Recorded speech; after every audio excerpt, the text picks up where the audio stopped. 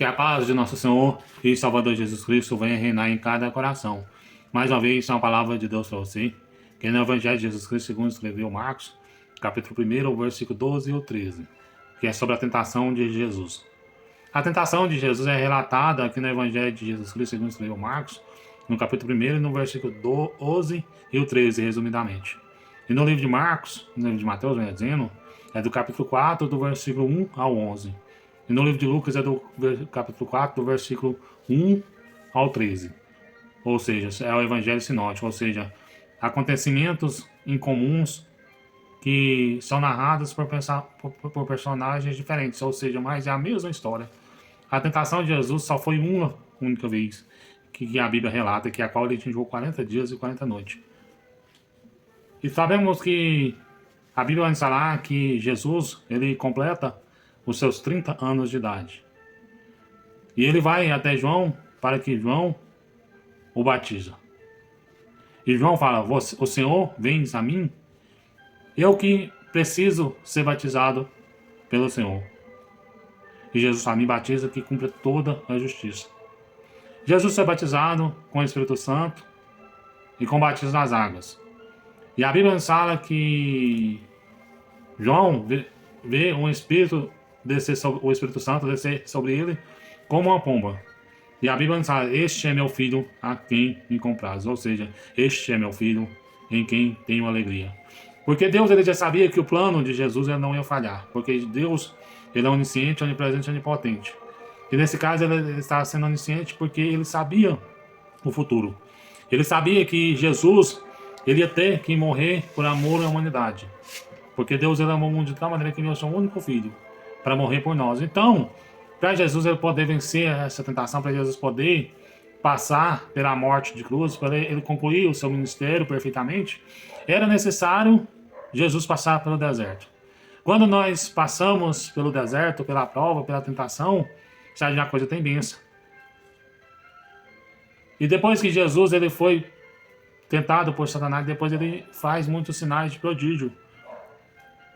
E a Bíblia nos fala que quando Jesus ele estava ali no deserto, conduzido pelo Espírito Santo ao deserto, ele tendo jejuado 40 dias e 40 noites, e teve fome.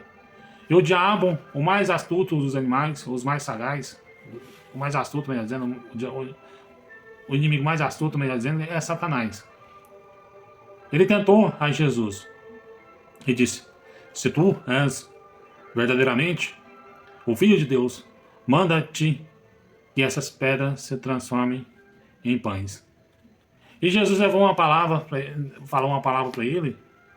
Se eu não me engano, parece ser escrito em Deuteronômio, só sei que é no livro do Pentateuco. Ou seja, pode ser Gênesis, Êxodo, Levítico, Número ou Deuteronômio. Pode ser um desses 5 livros. E ele fala: não só de pão viverá o homem, mas de toda a palavra que sai da boca de Deus. Então Satanás, ele leva Jesus ao pináculo do templo, ao alto do templo, e fala: está escrito na tua palavra, lança-te daqui abaixo, porque na tua palavra, na palavra de Deus, está escrito: ordenará anjos a teu respeito. Satanás não estava mentindo, ele estava usando a própria palavra, que é no Salmo 91, que a Bíblia nos fala que ordenará anjos a teu respeito. E o que Jesus fala para Satanás? Não tentarás o Senhor teu Deus. Satanás, ele usa a própria palavra para nos confrontar. Às vezes as pessoas falam que você pode fazer isso, isso, aqui, porque a palavra fala, mas às vezes as pessoas levam versículos isolados que, para você levar versículos como doutrina, como a palavra de Deus, tem que ter, pela hermenêutica, pela exegese, tem que ter pelo menos 2 versículos para você levar como doutrina. E Satanás queria levar um versículo isolado na Bíblia, que a qual ele falou que ordenará anjos a teu respeito. Somente no Salmo 91 que você vai ver este versículo de ordenará anjos a teu respeito. Quando Deus fala para ordenar anjos a teu respeito, era porque o povo de Israel, quando eles estavam aflitos, Deus ordenava anjos a teu respeito. Mas Jesus ordena anjos a nosso respeito até hoje. Porque naquele tempo, nos dias de hoje, Porque Satanás ele tenta nós com a própria palavra. Porque não é pecado, meu irmão, você ser tentado.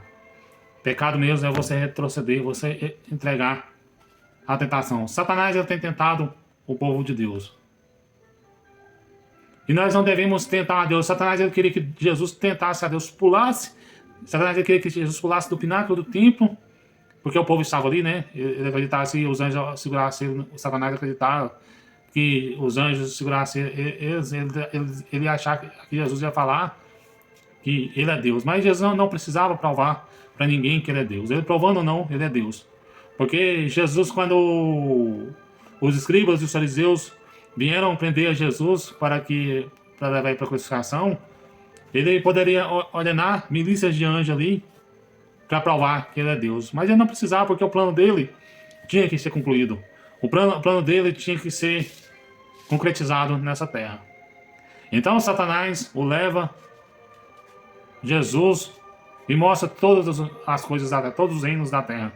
E disse: tudo isso eu te dou, se prostrares, me adorares. E Jesus disse: para trás de mim, Satanás, somente a Deus adorarás, e somente a Ele servirás culto. Será que você está servindo culto ao Senhor?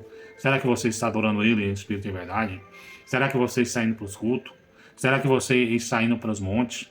Será que você está indo para uma vigília? Será que você está indo para uma escola bíblica? Será que você está indo para um culto de ensino? Será que você está indo para um culto no lar? Isso que é adorar a Deus. Nós temos que adorar a Deus. E Satanás queria que Jesus o adorasse, mas a ordem da Bíblia nos fala que nós devemos adorar somente a Deus, porque Ele é o nosso Criador. Jesus, Ele é o Verbo, Jesus é a Palavra, Jesus é o princípio e o fim. E nós devemos adorar Ele, porque Jesus e Deus são uma só pessoa. E nós devemos adorar por Jesus ter vencido a morte de cruz e ressuscitado no terceiro dia, que Ele é o próprio Deus. É por isso que nós o adoramos. É por isso que nós acreditamos que Ele é o Alfa, que Ele é o Ômega, que Ele é o princípio e que Ele é o fim. E a adoração é somente a Jesus. Agora, quando aqui na primeira parte, que fala sobre a tentação de Jesus, que fala que quando Satanás ele tenta Jesus, dizendo: tu és o Filho de Deus, manda que essas pedras se tornem pães. Jesus ele tinha o poder de transformar aquelas pedras em pães, mas ele não precisava provar nada para Satanás. E Jesus fala: não só de pão viverá o homem, mas de toda a palavra que sai da boca de Deus. Nós não devemos viver somente de pão, somente das coisas deste mundo. Nós não devemos viver somente de internet, somente das coisas deste mundo. Nós devemos tirar um tempo para nós jejuarmos, tirar um tempo para nós orarmos, meditarmos nas Santas Escrituras. Nós devemos tirar um tempo para nós glorificarmos a Deus, para louvar ao Senhor e para cultuar a Deus. E assim, você não está tentando a Deus quando você adora Ele em espírito e verdade. Não só de pão viverá o homem, mas de toda a palavra que sai da boca de Deus. Nós temos que jejuar a todo momento. Quando nós jejuamos, nós vencemos a tentação. Por isso que Jesus venceu a tentação. Não é pecado você ser tentado. Não é, porque todos nós somos tentados. O pecado é você exceder, é você dar lugar para a tentação. Porque todos nós somos tentados, até o próprio Jesus foi tentado. Sabemos que José, ele foi tentado, mas José, ele não deixou a tentação tomar conta do coração dele. Quando José estava diante daquela mulher de Potifar, o que José fez? Ele largou a túnica, a mulher segurou a túnica, ele largou tudo para trás, porque ele sabia que se ele ficasse ali, ele teria caído em tentação. E a Bíblia nos fala que nós devemos sair da aparência do mal. Se você está no serviço, a qual as mulheres bonitas ficam te tentando, esse serviço não é de Deus. A menos que você tenha um revestimento espiritual. José, ele tinha um revestimento espiritual. José, ele vivia na oração. José, ele vivia no jejum. José, ele estava sempre do lado de Deus. E nós temos que viver uma vida de santidade, uma vida de separação. Santidade significa a pessoa ser separado. Santidade é a pessoa ser separada das coisas do mundo. Santidade é quando você não deixa as coisas do mundo tomar conta do seu coração. Santidade é você ter Cristo no seu coração. Santidade é você ajudar o seu próximo que está precisando de uma cesta. e não tocar trombeta, não ficar falando para todo mundo. Santidade é você não pecar contra Deus, não fornicar, não adulterar. Isso que é santidade. Porque se você der uma cesta para uma pessoa e fica falando para todo mundo, você está ensoberbecendo, querendo tirar até selfie. Isso não é santidade. Porque quando você quer ser santo, que você quer ser justo, você dá uma cesta para uma pessoa, um alimento, você não fica falando, tocando trombeta, você não fica falando para ninguém. Este que é o verdadeiro exemplo de fé. Quando você quer ser santo, você é separado. Quando você é santo, você é separado das pessoas, dos pecados que as pessoas do mundo cometem. Quando você é santo, você não mata, você não rouba, você não prostitui, você não adultera. Quando você é santo, você não usa droga, você não fuma, você não se embriaga. Quando você é santo, você tem amor para aquelas almas, você prega para aquelas almas que precisam da palavra de Deus, aquelas almas que precisam de um concerto com Deus. Às vezes você não dá conta de pregar para uma pessoa, mas fala pelo menos que Jesus ama eles. Fala o versículo de João 3,16 para eles. E assim você está tendo santidade. Santidade não é somente você pregar também, não. Isso não é santidade, não. Santidade é você se separar. Porque tem pessoas que pregam para o seu próximo, mas vivem uma vida em pecado e não tem renúncia do seu pecado. Santidade é você ser separado. Santidade é você ser luz do mundo. Porque quando aquela mulher sulamita viu o profeta Eliseu, ela disse: tenho certeza que este homem é homem de Deus. Ele dá um bom testemunho. Pelo seu testemunho, as pessoas vão saber que você é homem de Deus e você vai ter santidade. A santidade não é somente fora da sua casa, não, nos seus vizinhos, mas a santidade é você entre quatro paredes. Só Deus está vendo o que você está fazendo entre quatro paredes. Se você está fazendo coisa errada entre quatro paredes, isso não é santidade. Santidade é quando você abandona o erro e não pratica mais. 2 Coríntios, capítulo 5, versículo 17, a Bíblia diz: eis que as coisas velhas, eis que as coisas velhas se passaram e tudo se fez novo.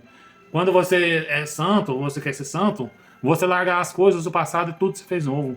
Você pode até voltar a pecar, pode acontecer de você voltar a pecar, mas você não tem prazer no pecado. Quando você peca, você fica angustiado, você fica triste. Se porventura você está no pecado, meu irmão, eu oro para você se levantar. Se você pecou contra Deus, faça um jejum de 3 dias, peça perdão para Deus e não faça mais. Porque aquela mulher, quando foi pega no ato de adultério, Jesus disse: vá, mulher, e não peques mais. Nós não devemos pecar. Mas se porventura nós pecarmos, nós temos um advogado para com Deus, que é Cristo, o justo. E Jesus venceu a tentação. E com Jesus nós vamos vencer.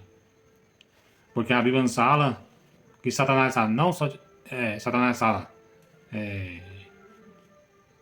transforma essas pedras em pães se você é o Filho de Deus.